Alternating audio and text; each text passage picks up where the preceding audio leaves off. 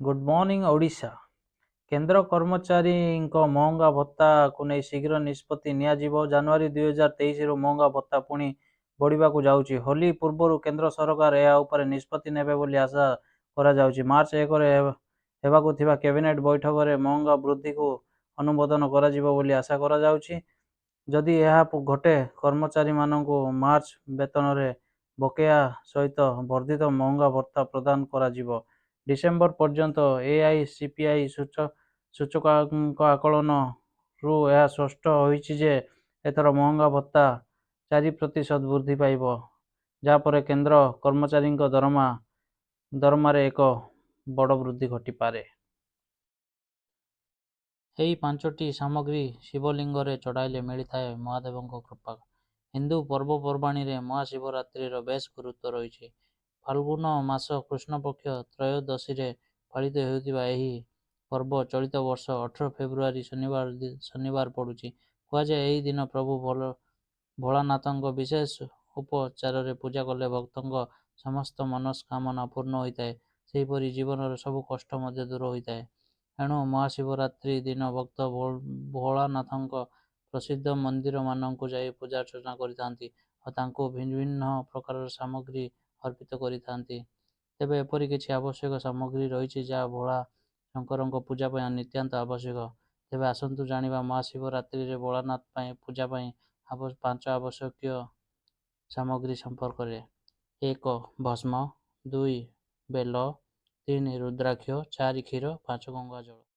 ମହିଳାଙ୍କଠାରୁ 1 ଲକ୍ଷ ଟଙ୍କା ଲୁଟିଲେ ଦୁର୍ବୃତ୍ତ, ପୁଲିସର ତନାଘନା ଆରମ୍ଭ। ଢେଙ୍କାନାଳ। ମହିଳାଠାରୁ 1 ଲକ୍ଷ ଟଙ୍କା ଝାମ୍ପି ନେଲେ ଦୁର୍ବୃତ୍ତ।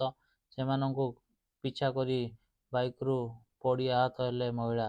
ଏପରି ଅପରାଧିକ କାଣ୍ଡ ଢେଙ୍କାନାଳର ଆନନ୍ଦ ବଜାରରେ ଦେଖିବାକୁ ମିଳିଛି। ଖବର ଅନୁସାରେ ବାଇକ୍ରେ ସମ୍ପର୍କୀୟଙ୍କ ସହ ଯିବାବେଳେ ଜଣେ ମହିଳାଙ୍କଠାରୁ ଟଙ୍କା ବ୍ୟାଗ୍ ଛଡ଼ାଇ ନେଇ ଫେରାର ହୋଇଯାଇଛନ୍ତି ଦୁର୍ବୃତ୍ତ। ସେହି ବ୍ୟାଗ୍ରେ 1 ଲକ୍ଷ ଟଙ୍କା, 5ଟି ଏଟିଏମ୍ କାର୍ଡ ଓ ପାସବୁକ୍ ଥିଲା। ଲୁଟ୍ର ଶିକାର ହୋଇଥିବା ମହିଳାଙ୍କ ପରିଚୟ ସୁନନ୍ଦା ରାଉତ। ସେ ଢେଙ୍କାନାଳ ସହର ଚନ୍ଦନ ବଜାରର ବାସିନ୍ଦା। ସେ ଷ୍ଟେଟ୍ ବ୍ୟାଙ୍କରୁ ଟଙ୍କା ଉଠାଇ ବାଇକ୍ରେ ଘରକୁ ଫେରୁଥିଲେ। ହଠାତ୍ ସେତିକିବେଳେ ଆନନ୍ଦ ବଜାର ପାଖରେ 2 ଜଣ ଦୁର୍ବୃତ୍ତ ମହିଳାଙ୍କ ବ୍ୟାଗ୍କୁ ଝାମ୍ପି ନେଇଥିଲେ। ପରେ ମହିଳା ଓ ତାଙ୍କ ସମ୍ପର୍କୀୟ ବାଇକ୍ରେ ଦୁର୍ବୃତ୍ତଙ୍କୁ ଧରିବାକୁ ଗୋଡ଼ାଇଲା ବେଳେ ବାଇକ୍ରୁ ଖସି ଆହତ ହୋଇଛନ୍ତି। ଏନେଇ ଖବର ପାଇ ଟାଉନ ଥାନା ପୁଲିସ ଘଟଣାସ୍ଥଳରେ ପହଞ୍ଚି ତନାଘନା ଆରମ୍ଭ। ନମ୍ବର 4. ଆଫ୍ରିକା ମହାଦେଶର ଉଚ୍ଚତମ ଶୃଙ୍ଗରେ ତିରଙ୍ଗା ଉଡ଼ାଇଲେ ବ୍ରହ୍ମପୁର ଝିଅ ମଧୁସ୍ମିତା। ଚାରିଆଡ଼ୁ ପ୍ରଶଂସାର ସୁଅ। ଗଞ୍ଜାମ। ଓଡ଼ିଶା ପାଇଁ ଗୌରବ ଆଣିଛନ୍ତି ବ୍ରହ୍ମପୁରର ଝିଅ ମଧୁସ୍ମିତା ପାତ୍ର। ଆଫ୍ରିକା ମହାଦେଶର ଉଚ୍ଚତମ ଶୃଙ୍ଗ କିଲିମାଞ୍ଜାରୋ ସଫଳତାର ସହ ଆରୋହଣ କରି ସୁନାମ ଅର୍ଜନ କରିଛନ୍ତି।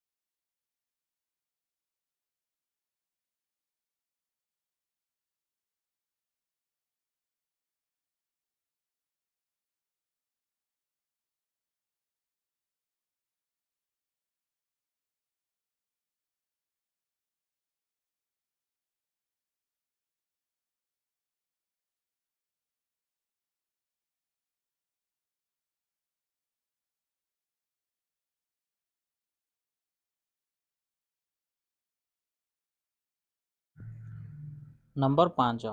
ପିରିଙ୍ଗିଆ ପୋଲିସର ଚଢ଼ାଉ, ବିପୁଳ ଗଞ୍ଜେଇ ଜବତ। ଫୁଲବାଣୀ। କନ୍ଧମାଳ ଜିଲ୍ଲା ଲପରଟଙ୍ଗିଆ ଗାଁରେ ପିରିଙ୍ଗିଆ ପୋଲିସ ଚଢ଼ାଉ। ଏହି ଚଢ଼ାଉରେ 2.5 କୁଇଣ୍ଟାଲରୁ ଅଧିକ ଓଜନର ଗଞ୍ଜେଇ ଜବତ ହୋଇଥିବା ବେଳେ ଘଞ୍ଚ ଜଙ୍ଗଲର ସୁଯୋଗ ନେଇ ଚମ୍ପଟ ମାରିଲେ ଅଭିଯୁକ୍ତ। ଖବର ଅନୁଯାୟୀ ଲପଟଙ୍ଗିଆ ଗାଁରେ ବିପୁଳ ପରିମାଣର ଗଞ୍ଜେଇ ଚୋରାଚାଲାଣ ପାଇଁ ପ୍ରସ୍ତୁତ ହେଉଥିବା ନେଇ ପୁଲିସକୁ ଗୋଇନ୍ଦା ସୂଚନା ମିଳିଥିଲା। ଏହି ସୂଚନା ଆଧାରରେ ଫିରିଙ୍ଗିଆ ପୋଲିସ ଥାନା ଅଧିକାରୀ ତପନ କୁମାର ନାହାକଙ୍କ ନେତୃତ୍ୱରେ ଏକ ଟିମ୍ ଉକ୍ତ ଗାଁରେ ଚଢ଼ାଉ କରିଥିଲେ। ଏହି ଚଢ଼ାଉରେ ବିପୁଳ ପରିମାଣର ଗଞ୍ଜେଇ ଜବତ ହୋଇଛି, କିନ୍ତୁ ଅଭିଯୁକ୍ତମାନେ ଘଞ୍ଚ ଜଙ୍ଗଲର ସୁଯୋଗ ନେଇ ଚମ୍ପଟ ମାରିଛନ୍ତି।